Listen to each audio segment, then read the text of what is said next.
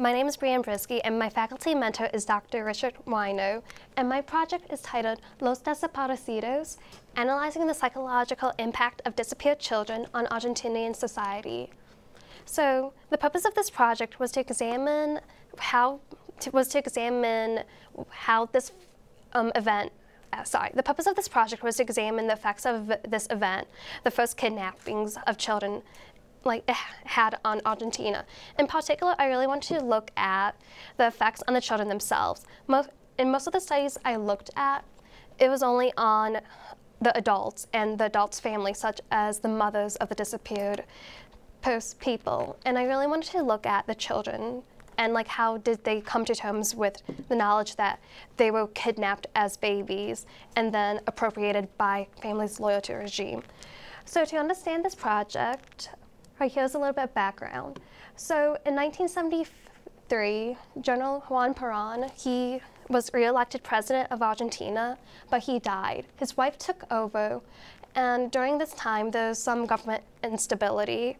It should also be noted that during the 20th century, there's often government instability in Argentina. Governments often changed, and so this wasn't anything new. However, what was interesting was in 1976, the Argentina military organized a coup d'etat, and from there, they overthrew the government of General Perón's widow, and for 7 years, they were able to stay in power in Argentina. During these 7 years, they sought to transform Argentina. They wanted to transform Argentina not only economically, but also socially. They wanted to ensure that Argentina didn't have any political dissidents or opponents. And so they aimed to ensure that communists, socialists, and people who they just deemed to be opposing the regime, such as social activists, weren't actually in Argentina. And so in order to carry this out, they used tactics they used mass terror, and one of these mass terror tactics they used was repression. In particular, they aimed to repress Argentina by government-sanctioned kidnappings. So the government allowed and sent out agents to forcibly kidnap people from their families out on the streets, and ensure that these people were not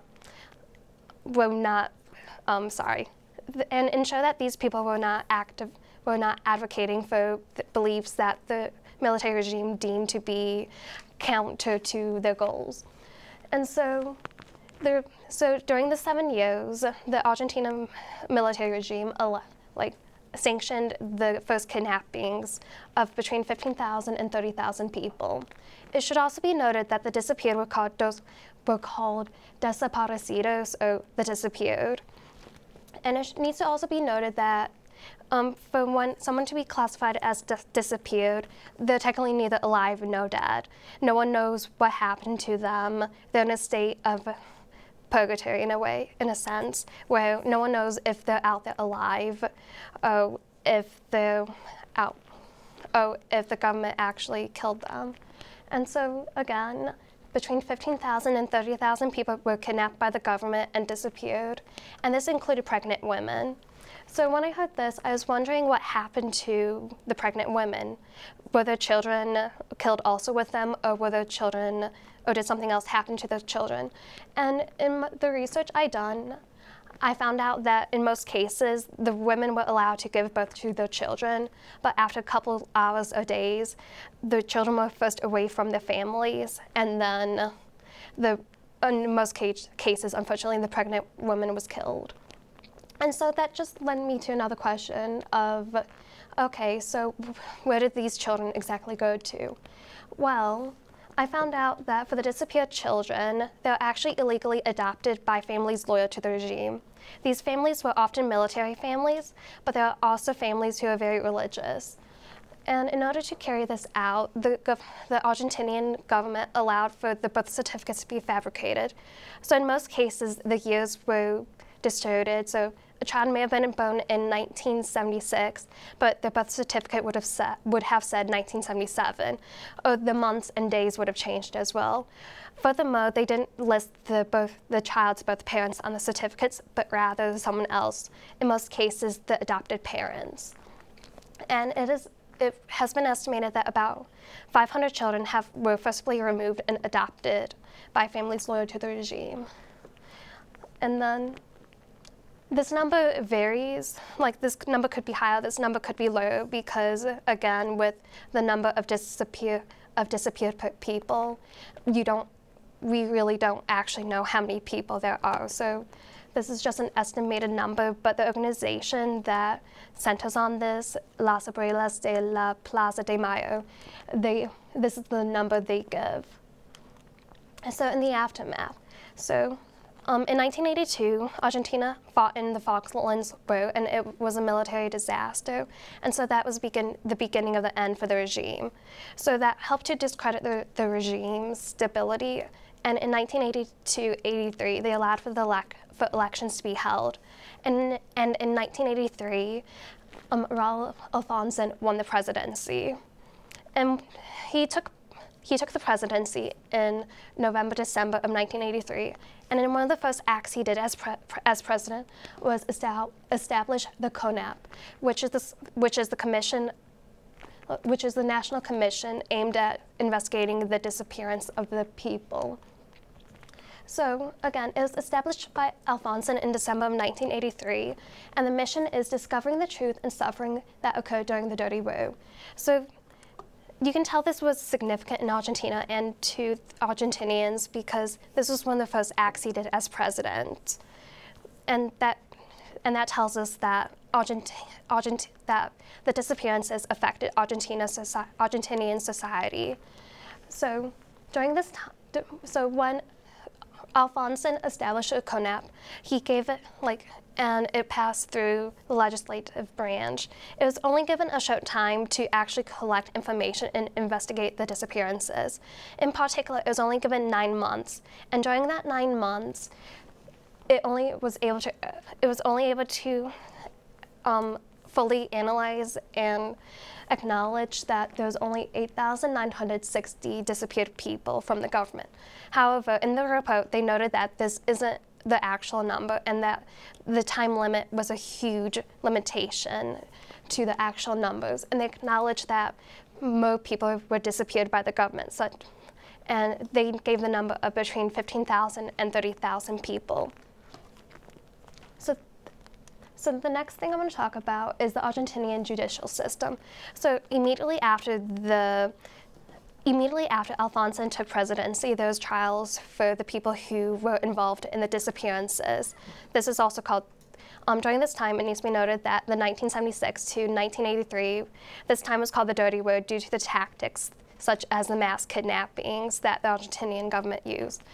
Anywho, so the Argentinian judicial system was originally reluctant to try people involved in the crimes committed. In particular, they really only focused on the leaders of the Argentinian military. And it also needs to be noted that during these initial trials, they weren't even trying the disappearances of the children. They're just doing the general crimes committed by the regime. However, later trials began to focus on restoring identity and finding retribution for the desaparecidos. In particular, in 2008, the judicial system allowed for DNA testing to be done on people suspected of being a desaparecido. This is in contrast to earlier in 2003 when the Argentinian judicial system stated that if you don't want your DNA to be tested, you didn't have to have it tested. And so during this time, DNA testing became very important and became central. So in part, one of the reasons why DNA testing became central was because of Las Abuelas de Plaza de Mayo. They were formed in the early years of the Dirty War in 1977, and they aimed to find the disappeared children and grandchildren. They also, during this time, they engaged in protests in front of the Plaza de Mayo, which is in order to have the government recognize and stop the kidnappings, which is also how they got their name. Additionally, in addition to the tests. They also engage in public campaigns to try and find their missing grandchildren. In particular, they hold art festivals focused on identity, and they also air TV commercials and movies aimed at ensuring doubt in people and trying to ensure that people who think that they're desaparecido can come to them and find their actual identity. And then they emphasize DNA testing because they believe that only your biological identity is your one and only identity. As they mentioned, they asserted that identity cannot be imposed. In other words, they truly believe that you need to know your biological identity to know yourself. If you didn't have your biological identity, you know nothing about yourself. And so that is why they emphasize DNA testing and were influential in getting the Argentinian judicial system to use DNA testing. So identity and reactions. So as I've stated before, identity became central in Argentina, especially restoring identity to the desaparecidos. However, this is a process, and it's been complicated by two factors. The first factor is the child's sense of identity prior to finding out about the knowledge about the disappearances.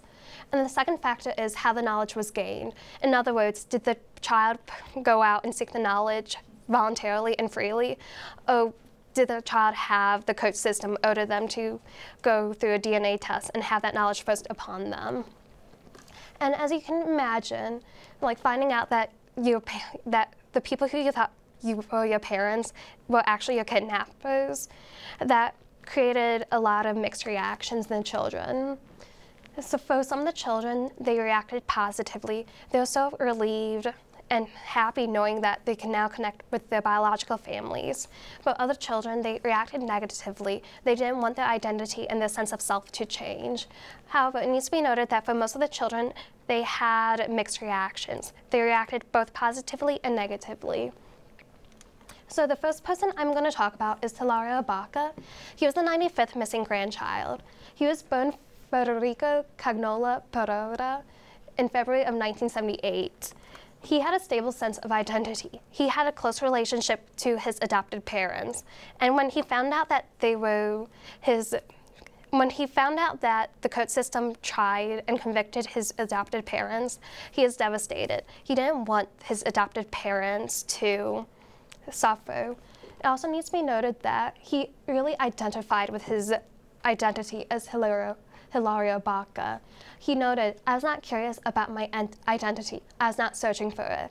And when the court system tried to make him change his name to his birth name in 2008, he bewailed that he didn't want to, that they've changed his identity before, and now they're trying to do it again. They're trying to change everything about him, and he did not want to be a part of that. So he reacted negatively to the news. So the next person I'm going to talk about is Evelyn Barro Pagotto. She was the 89th missing grandchild found.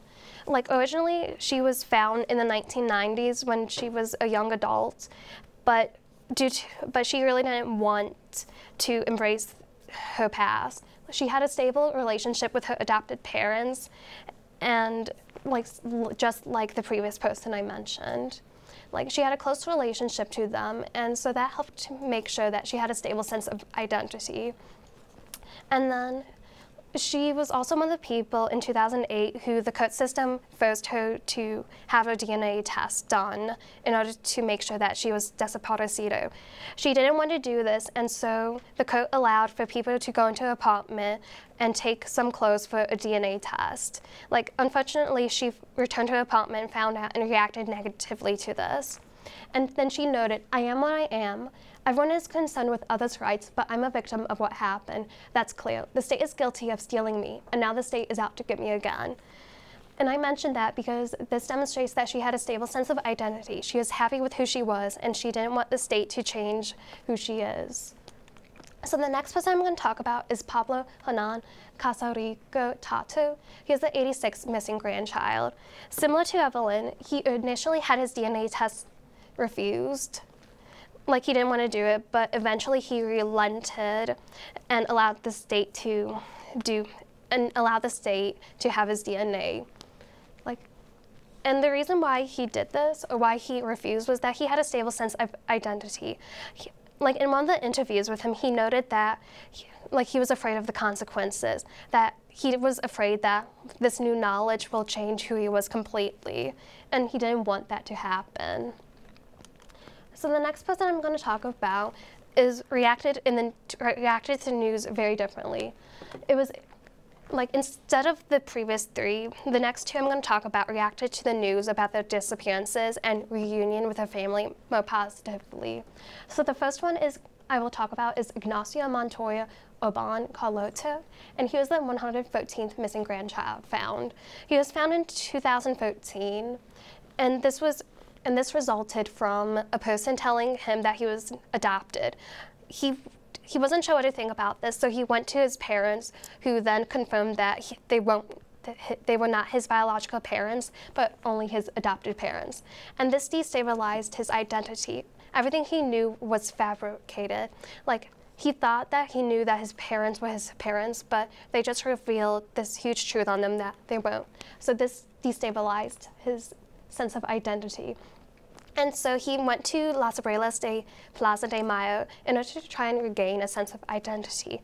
He voluntarily took a DNA test, and when it was revealed that he was the son of Estela Carlotto, who I believe was the president of Las Abuelas de Plaza de Mayo at the time, he reacted positively to the news. He changed his last name from Oban to Carlotto to reflect his new family connection. And he also added Montoya to his middle name. Montoya was his birth name, and so this demonstrates that he really embraced and reacted positively to the news about his past. So the next person I'm going to talk about is Joselina Molina Planas, and she was the 25th missing grandchild found. So this case is interesting, as she actually knew she was a desaparecido when she was a young child, instead of later on in life, such as the other cases. However, due to an agreement between her adopted family and her birth family, she stayed with her birth family. However, it needs to be noted that she had a complicated relationship with her adopted parents. She got along well with her adopted father, but not her mother. And so when her adopted mother died, she thought she could tell her adopted father that she really wants to look more into her past and that he would be supportive of her. However, her adopted father reacted negatively and basically disowned her. And so because of that, that helped to destabilize her sense of identity. And so in 2008, she took a DNA test, and it was revealed that it was confirmed that she was a desaparecido. And then she also reacted positively to the news. She reclaimed her birth name after she had a vision of her mother calling her birth name. Before, she was called by her other name, and she really embraced that. But after her father disowned her, and after she took the DNA test, she really embraced her her original birth name of Joselina. And so this demonstrates that she reacted positively to the news. So in conclusion, overall, identity became central in Argentina, as hopefully it was demonstrated that various organizations such as Las Abuelas have been trying to restore identity to the children and the former desaparecidos. And in part, this is because they desire never to let this happen again. If you remember from a few slides ago on the CONADEP slide, the title had said Nunca Más, never more. And so they really desire that identity theft never happens again. However, this project also demonstrated that restoring identity became complicated, and this is due to the person's sense of identity prior to the knowledge and how they were able to gain that knowledge. And so this is significant, as unfortunately child theft still occurs in countries where politicide happens. And so this project allows us to be aware that even though we need to restore identity to people, that we need to be conscious of how we do it. And I want to say a quick thank you to Dr. Weiner for being my faculty mentor, Dr. Kim Akano for being my liaison, and to the honors program for helping me do this, and just for everyone here. And then bibliography, and then there. Questions?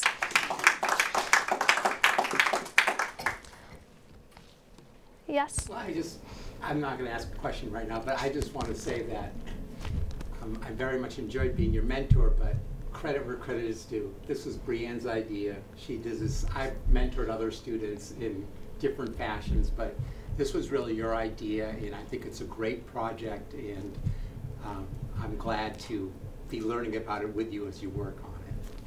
Thank you. Yes? I very much enjoyed your presentation. I thought one of the things that was really fascinating was how you looked at kind of these kind of macro, kind of the coercion of the state and these big kind of political issues that were going on, and how it affected people in a very personal way, their identity. And I wondered if you had a sense of, kind of what the public opinion at the time, kind of what that was like as, these individuals were learning about their identity in these new ways that, and how that related to the kind of bigger political environment. Okay. Well, when I was looking at the cases, most of the time I was looking at the cases like post-1983, because during the Dirty Room, repression just in the newspapers and news coverage overall didn't allow for these cases to really be reported. But so when I was looking at the cases afterwards, such as in Argentina society, it seemed to me that, in particular, Argentina wanted identity restored to the disappeared children. I forgot to mention, I don't think I mentioned this during my presentation, but they really rallied behind restoring identity, and they engaged in public campaigns, such as art festivals, sponsoring people to go down to the Las Abuelas de Plaza de Mayo organization site and taking DNA tests. And people really seem to be embracing this and really wanting to restore identity to the people who it was taken against.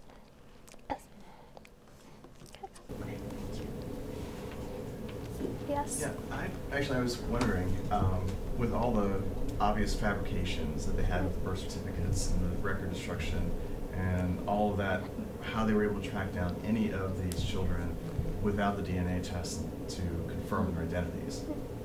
Well, that was actually interesting. It was very complicated. As of today, they've only found and reunited 127 children, and some of those cases happened before the DNA test. So if there wasn't a DNA test done, often I found that it was just someone who was close to the family who saw that, oh, this new family suddenly has a new child. Oh, this person has a resemblance to someone they knew who was disappeared. And so they really relied on facial resemblance and just looking around and seeing that, oh, wait a minute, this person has a child that they didn't have before, and it looks nothing like them.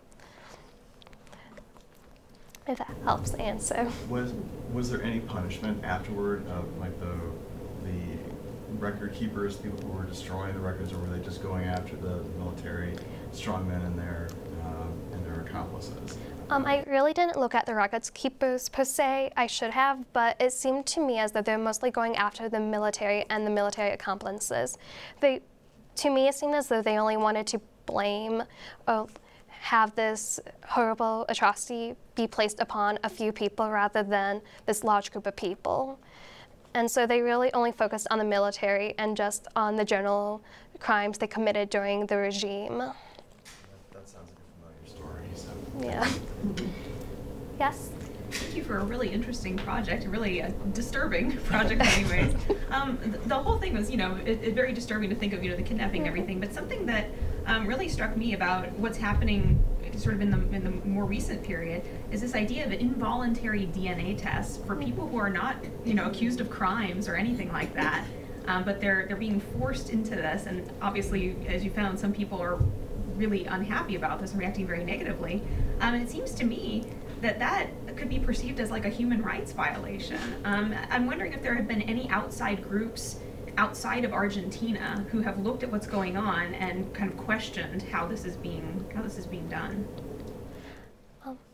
That's something I'm now wondering now that you mention it. I don't believe really any outside groups are looking so much into it because, if I'm correct, in one, like for example, in the Genocide Convention, it's noted that forcibly kidnapping children and relocating them to another group is considered genocide. And so I'm just assuming that really no one's looked into this because it's so similar and one human rights violation is already occurring. They don't want to see if the response afterwards is actually appropriate. They're only focused on trying to solve that one crime. It's sad when the remedies for horrific actions and genocide are also kind of, not on the same level certainly, but they also are coercive in various ways. Fascinating. Yes? First, thank you, Brianne. This was a great presentation. And I just have to say, I think, Suzanne, you have mentioned this before.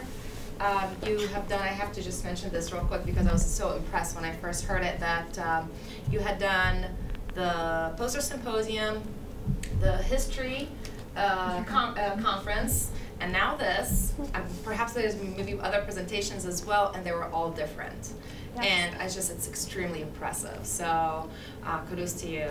Now, I have a couple questions for you. So has there been any studies right now on the people that have been, the grandchildren that have been found? Like psychological effects, like aftermath. Has there been anything, like how do they identify themselves, other than what we hear here? How do they identify themselves, and is there any other struggles that they have faced because of that identity? Two, how controlled is the government right now of the junta, or I'm probably butchering the name of the military or the group? How controlled is this group in Argentina? Okay. So for the first question, when I was doing my research at the very beginning, I really didn't find many psychological studies done on the children. Most of the studies I looked at were most so focused on the adults, such as the grandmothers who lost their children and grandchildren. At the very end, I noted that I found one study that looked at identity and how the children reacted. And in it, it noted that some of them reacted negatively, but over time they eventually came to accept it. But that was only one article that I found, and so I really wanted to expand on it with this project. And as for the Argentina and the military now, unfortunately that was part of the project that I wasn't looking at necessarily, as more so focused on the disappeared children and their reactions. But I imagine that I could be completely wrong, so if anyone knows the correct answer, please correct me, but I believe that the military isn't that strong in Argentina. It doesn't have that much power like it did before because of this, because they don't want this to happen again. Thank you so much, Brianne.